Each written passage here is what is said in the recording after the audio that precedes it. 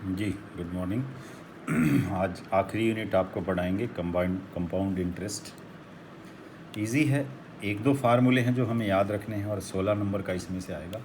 3-4 lecture में ही हो जाएगा। चैप्टर आखिरी चैप्टर है, फिर आपका सिलेबस ख़त्म हो जाएगा।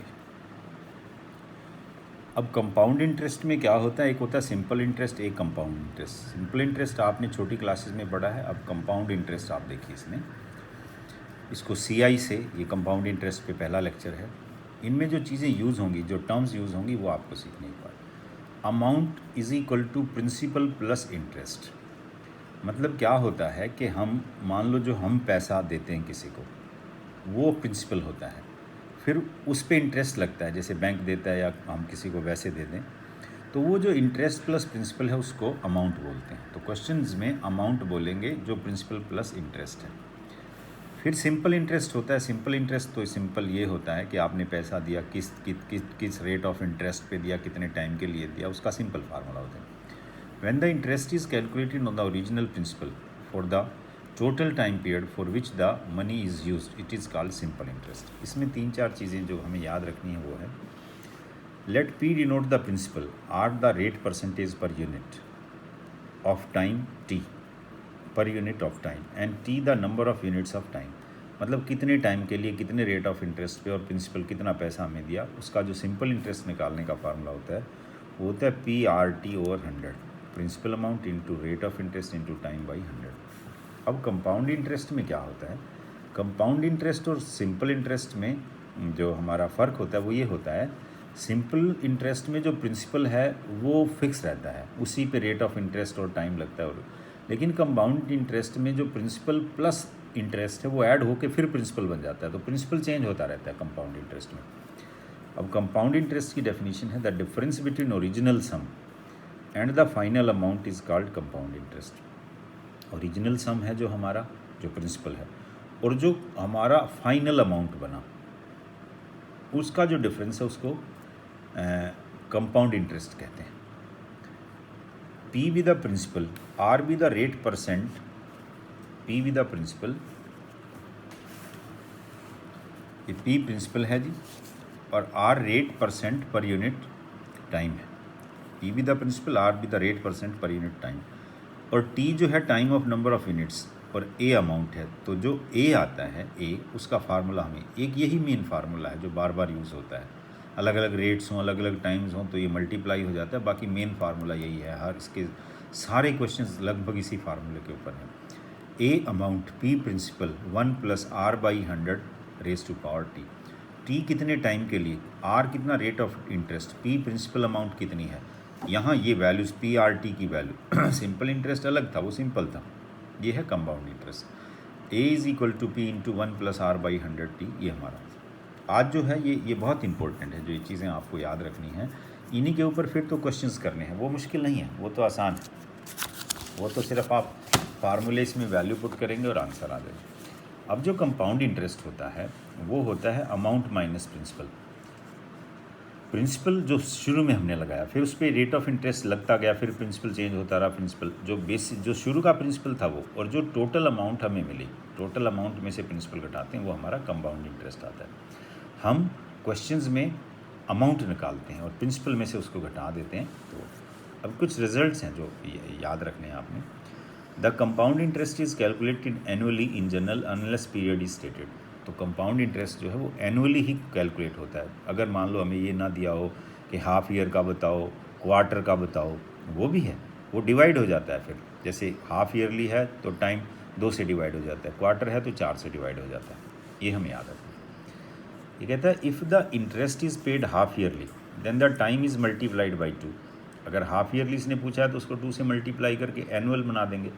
अगर रेट जब हाफ ईयरली पूछा है तो जो टाइम है वो तो मल्टीप्लाई होता है 2 से, और रेट 2 से डिवाइड हो जाता है। ये इंपॉर्टेंट चीज़ है, ये समझने की चीज़ है। If the interest is payable quarterly then the time is multiplied by 4 and rate is divided by 4। Time तो मल्टीप्लाई होगा, अगर एनुअली निकालना है तो ना टाइम चेंज होगा ना रेट चेंज होगा, रेट ऑफ इंटरेस्ट। लेकिन अगर हाफ ईयरली निकालना है तो टाइम 2 से मल्टीप्लाई होगा, रेट 2 से डिवाइड होगा। आर की जगह आर बाई 2 आएगा, टी की जगह 2t हो जाएगा। अगर क्वार्टरली है तो टाइम 4 से मल्टीप्लाई होगा और रेट जो है वो 4 से डिवाइड होगा, ये याद रखना है। थर्ड रिजल्ट याद रखना है, the compound interest is always greater than the simple interest for the same period and same rate, but compound interest for 1 year is equal to simple interest for 1 year. जो 1 year के लिए है, क्योंकि हम yearly निकालते हैं, yearly के बाद वो प्रिंसिपल चेंज होता है, तो कंपाउंड इंटरेस्ट और सिंपल इंटरेस्ट साल के लिए। तो अब T is equal to I plus F, I जो है वो इंटीजर है और एफ जो है फ्रैक्शन है। मतलब मान लो 4 साल 3 महीने के लिए निकालना है, तो आई तो 4 हो गया, आई 3/4, 3/12 1/4 हो, तो उसका ये फार्मूला बनता है P is equal to A is equal to P into 1 + r/100 raise to power I और 1 + rf/100। अगर मान लो फ्रैक्शन में निकालना हो तो उसका फार्मूला होता है। फिफ्थ रिजल्ट हमारा है जी, if the rate of interest is different from the for different years, say rate of interest for first year for first T1 years, next T2 years up to next Tn years are R1 R2 R3 Rn। मतलब rate of interest fix ना हो, अलग अलग सालों के लिए अलग अलग हो, तो उसका फार्मूला क्या हो जाता है, ये सब मल्टीप्लाई हो जाते हैं, बस कुछ अलग नहीं होता है, ये सारे मल्टीप्लाई हो जाते हैं बस। कैसे, देखो मान लो फर्स्ट T1 जो ईयर है उसमें रेट ऑफ इंटरेस्ट आपका R1% है, T2 ईयर में R2% है, Tn ईयर में Rn% है respectively, then amount at the end of T1 + T2 up to Tn years is given by, ये फार्मूला है जी। अमाउंट इज इक्वल टू ये principal into 1 + R1/100 raise to power T1, 1 + R2/100 raise to power T2 up to 1 + Rn raise to power 100/Tn। अगर अलग अलग years के लिए इनके ऊपर क्वेश्चंस भी बताएंगे। अब जो मेन फार्मूले थे जी वो यही हैं। अब तो इनमें क्वेश्चंस लॉग एंटी लॉग लेना आना चाहिए आपको, कुछ क्वेश्चंस में यूज़फुल है, तो बाकी मेन फार्मूला यही है, amount is equal to principal into 1 + R/100 raise to power T compound interest के लिए, और सिंपल इंटरेस्ट के लिए P into R into T/100। अब ये जो क्वेश्चंस लास्ट ईयर आए हैं मैं वो आपको डिस्कस कर रहा हूँ। आज ये मेन फार्मूले याद रखने हैं, बाकी क्वेश्चंस तो सारे हो जाएंगे, कुछ मुश्किल नहीं है, सिर्फ फार्मूले में वैल्यू पुट करके लॉग एंटी लॉग आपको लेने आज। 8th क्वेश्चन 2017 में आया है 8 मार्क्स का। ये कहता है at what rate percent will 1000 amount to 1500 1500 in 12 years at compound interest. मतलब हमें रेट ऑफ इंटरेस्ट बताना है कि 1000 रुपये 1000 रुपीज़ 1500 हो जाएं 12 साल में, तो रेट ऑफ इंटरेस्ट क्या होगा। ये सब कंपाउंड इंटरेस्ट के क्वेश्चन है, जब तक ना लिखा हो सिंपल इंटरेस्ट तो कंपाउंड। तो हमें रेट ऑफ इंटरेस्ट बताना है, सिंपल है, उस फार्मूले में आपने वैल्यू कैलकुलेट करनी है, बस आर की वो है। As we know that principal is 1000, amount is 1500, मतलब प्रिंसिपल जो हमने लगाया, फिर इंटरेस्ट के बाद जो फाइनल अमाउंट आई वो principal 1000, amount 1500 time 12 years. R मान लो हमने रेट ऑफ इंटरेस्ट माना। As we know that formula for compound interest is A is equal to P into 1 + R/100 raise to power T।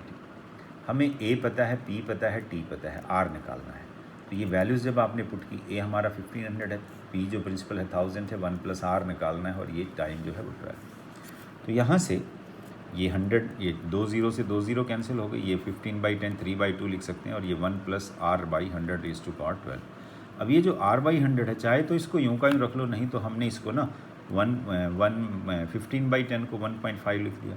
इस R/100 को हमने आई मान लिया, आई निकाल के यहाँ पुट कर देंगे, आर हमें निकालना है एक्चुअल में यहाँ से। तो हमारे पास जो इक्वेशन आई, ए हमारा 1500 था, पी प्रिंसिपल 1000 था, ए 1 + R हमें निकालना है, और टी हमारा 12 था। तो ये सारी वैल्यूज़ पुट करके अब इस इक्वेशन का आप लॉग लेंगे। जब आप दोनों तरफ लॉग्स लेंगे तो ये बनेगा जी log 1.5 is equal to log 1 + I raise to power 12। 1.5 का मतलब है जैसे डिजिट पॉइंट से डेसिमल से इधर एक डिजिट है, तो पॉइंट के बाद वैल्यू आएगी। log 1.5 देखने का ये मतलब है कि 15 के सामने 0 के नीचे हम देखेंगे तो ये वैल्यू आएगी जी 1761, क्योंकि 1 पॉइंट है तो पॉइंट के बाद ये वैल्यू लिखी। इसमें log m to the power n का फार्मूला लगाया, 12 आगे आ गया 12। अब ये इस 12 से आप डिवाइड करें, ये जो फार्मूला लगाया है वो एक्सप्लेन भी किया है मैंने साथ। 12 से जब आपने डिवाइड किया तो 12 से डिवाइड किया तो ये वैल्यू। अब लॉग हटाने के लिए हम एंटी लॉग लेते हैं। अब एंटी लॉग में ये होता है, जैसे मान लो पॉइंट के बाद एक 0 है तो पॉइंट आएगा, मतलब पॉइंट के बाद वैल्यू लिखेंगे। अगर सीधा ही है तो 1 के बाद लगाएंगे, अगर 1 पॉइंट है तो 2 के बाद लगाएंगे। ये एंटी लॉग लेने का तरीका है। तो हमें log 1 प्लस आई को 0.0147 का एंटी लॉग लेना है। तो ये हो जाएगा टेकिंग एंटी लॉग्स, ये तो 1 प्लस आई हो गया और इसका एंटी लॉग। तो यहाँ से हमने लिख दिया 1 पॉइंट, ये आया जी 1.035, ये आ गया। तो यहाँ से जब आपने इसका आई निकाला तो वो आ गया 1.035 माइनस 1.03। इधर आपने 100 से मल्टीप्लाई किया तो ये आ गया जी आई तो हमने r/100 माना है, तो r/100 इज इक्वल टू ये आ गया 100 से मल्टीप्लाई किया तो 3.5%। ये हमारा रेट ऑफ इंटरेस्ट आ गया। तो आज तो आप सिर्फ इसके फार्मूले, और ये क्वेश्चंस में एक ही फार्मूला यूज़ होता है, a is equal to P into 1 plus r/100 और यहाँ से कभी ये t पूछेगा, कभी r पूछेगा, कभी कंपाउंड इंटरेस्ट पूछेगा, कभी a पूछेगा या p। तो इसमें मेन फार्मूला यही है। आज आप इतना करिए, इसमें से 16 नंबर का आएगा। 3-4 ही लेक्चर लगेंगे, इस वीक में ये ख़त्म भी हो जाएगा। तो इनको ध्यान से पढ़िए इन क्वेश्चंस को। इतना करिए आज, थैंक यू।